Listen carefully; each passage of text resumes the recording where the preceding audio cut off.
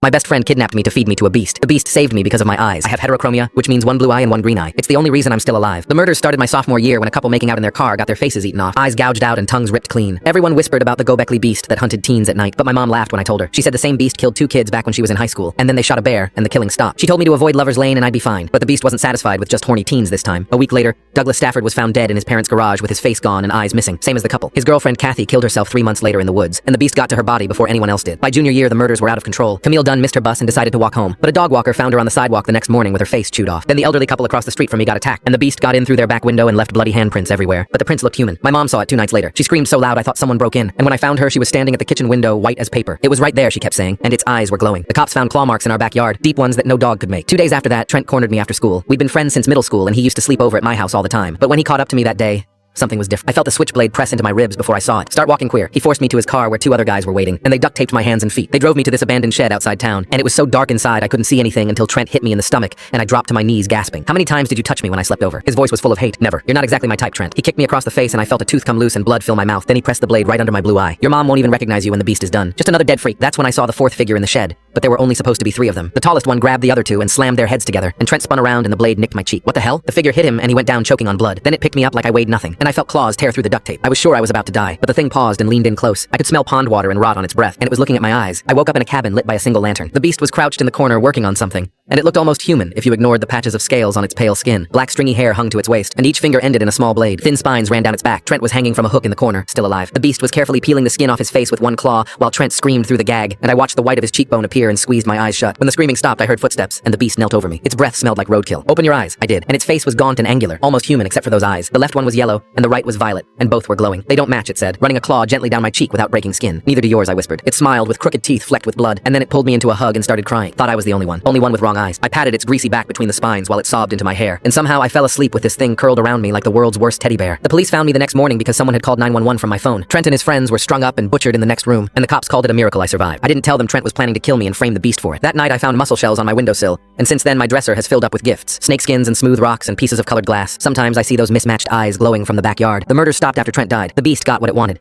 which was 3 boys who tried to kill someone just for being different. It only hunts the real monsters now.